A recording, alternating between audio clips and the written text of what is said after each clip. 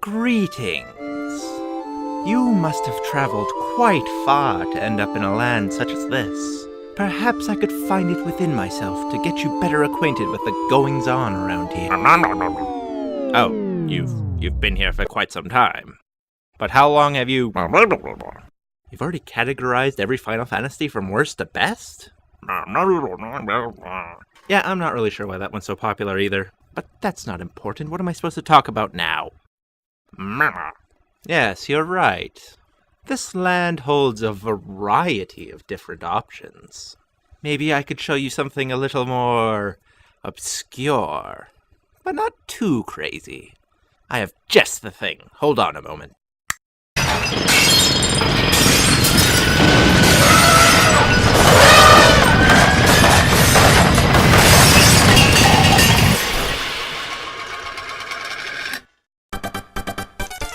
Welcome to the Intermediate Guide to JRPGs, where we'll be looking at a couple of series that, for whatever reason, might be a little bit harder for a beginner to get into. Maybe they're only available on an older console, maybe they're a little bit more complex. Whatever the reason, we'll find out. And with that, let's see what's behind door number 1.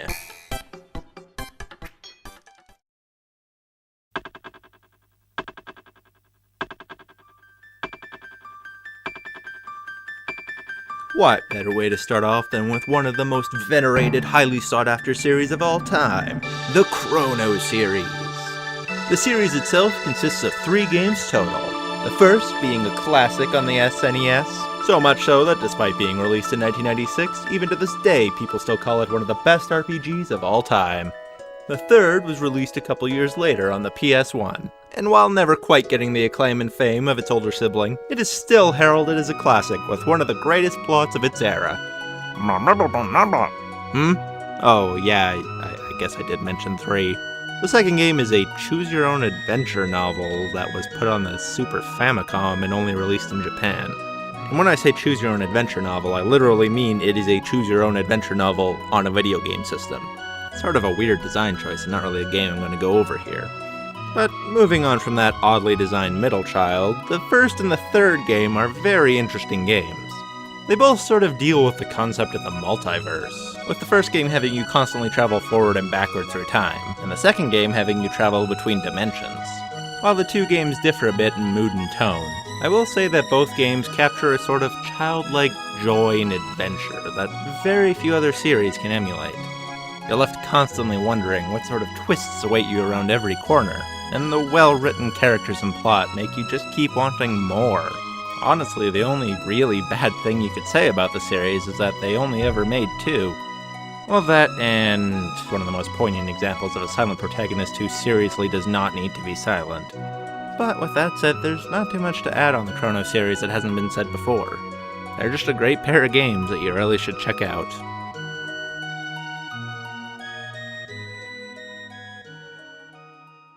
But if that's not what you're looking for, then not to worry.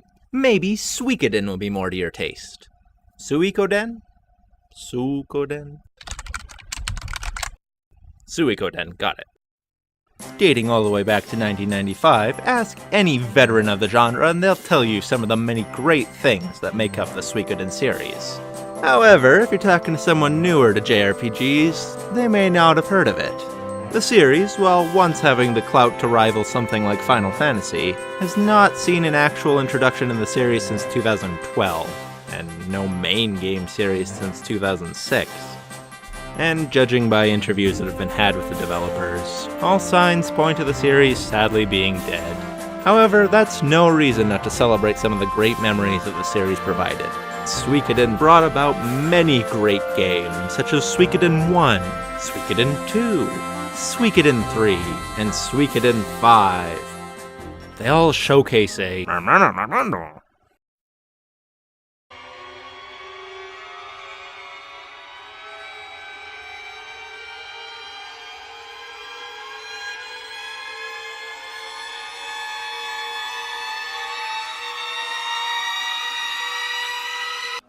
In any case, the games aren't really too connected with each other, although they do take place usually in the same world.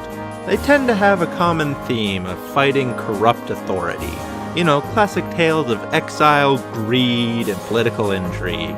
The stories are usually a well-woven web of intrigue, with even Suikoden 4 having a short but well-told plot. The gameplay itself is simple enough to not really warrant mentioning.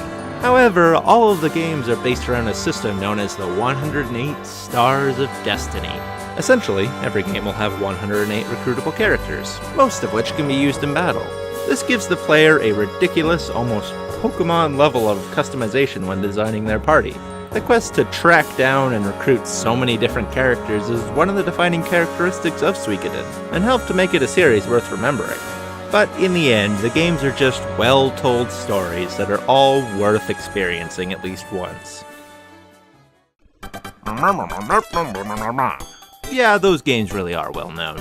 Maybe that's not what you're looking for. Maybe you don't want to get really invested in a deep story right now. Maybe you're looking for some good gameplay to while away the hours. Well, hang on a moment. I can find something like that too. Let me dig around here.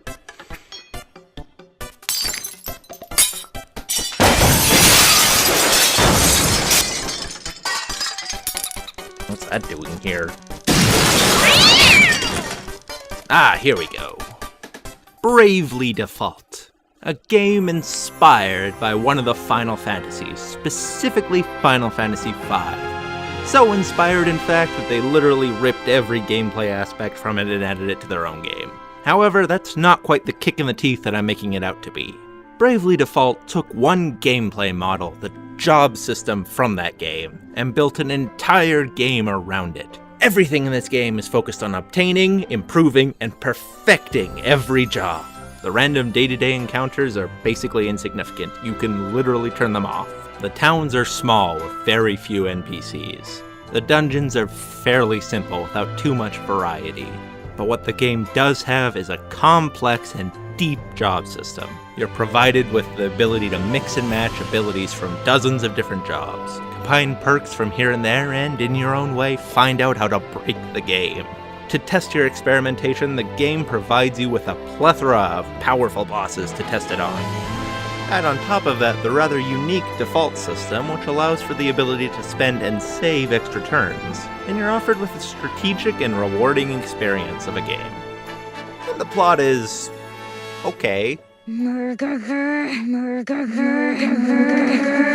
But maybe that's not quite doing it for you. Maybe this will be more to your taste. Etrian Odyssey. The best way I have to describe Etrian Odyssey is essentially a very anime version of D&D. The plot is almost non-existent. Every game starts off with a maze or tree or labyrinth of some sort appearing, and people exploring it. You are a group of adventurers that are exploring said maze. The gameplay is very slow going. You don't level up at a particularly quick rate, you only get one skill point per level up, and to add on top of that, the game makes you map the dungeon as you play it. Each dungeon is designed on a grid. You move from tile to tile, mapping out each one. You're given the tools to show where walls are, where obstacles are, where enemies are, and you slowly make your way through the dungeon, solving the small puzzles that block your way, as well as fighting all the monsters.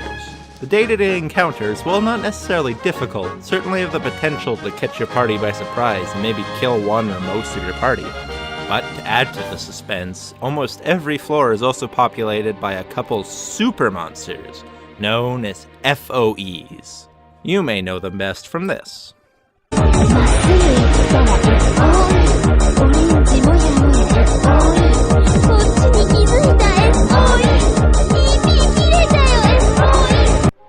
It's a slow grind all the way up, but the rewards are worth it. Eventually, after a couple of floors, you'll find you're more powerful.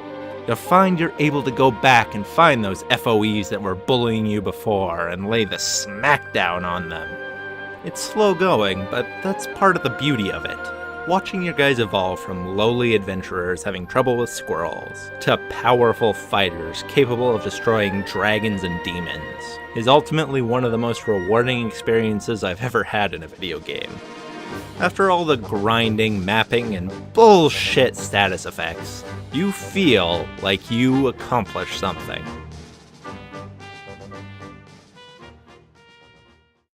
Well, it seems that my time is starting to run out. There's one more game I want to talk about, but before I get to that, Here's a list of just a few games that might be worth your time.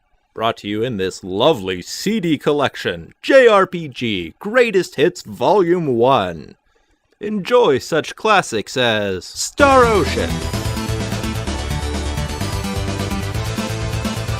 the Xeno series,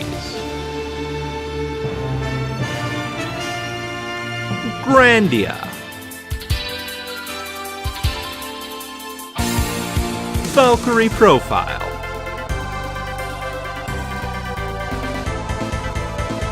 and many, many more. All this and more can be yours for the low, low price of $19.99. Call now. All calls will be subject to another charge for 15 price included in the 1980. All AV game varies widely depending on what series. You're not liable for any lack of social liking achieved by playing said game. $19.99 is the extra number and it will impact cost by the more.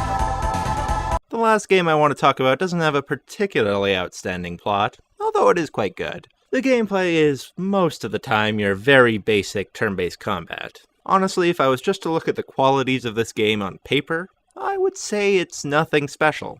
But this game has struck a chord with the hearts and minds of many a JRPG fan. It's one of those games that you just look back upon fondly, with nothing but good memories of it. It gives you that warm, fuzzy, nostalgic feeling of a better time.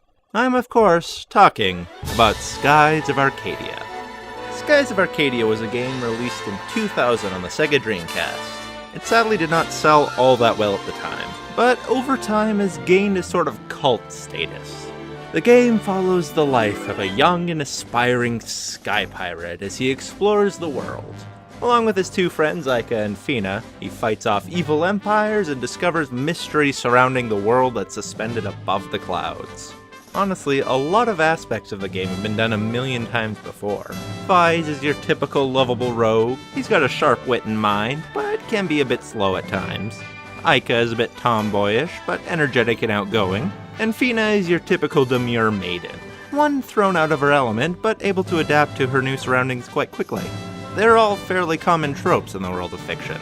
Even the world around them, a world of flying ships and sky pirates, was weirdly popular in the early to mid-2000s. But with that being said, that's kind of the point. Skies of Arcadia takes these elements and just handles them very well. You want Vise, Aika, and Fina to succeed at whatever it is they're doing.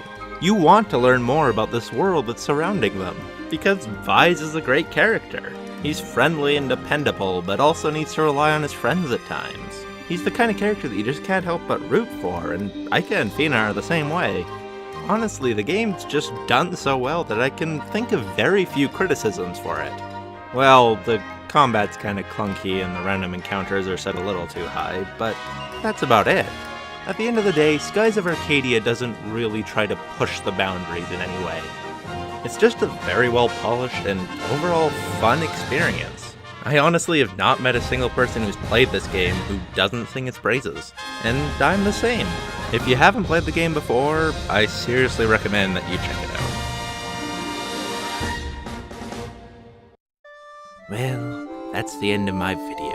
I hope you learned a thing or two about potential games you could try out next time you're looking for a good JRPG. What? What is it? Nobody cares? They just want to know about Kingdom Hearts 3? Well, the exit's over there. I'm sure you can find someone.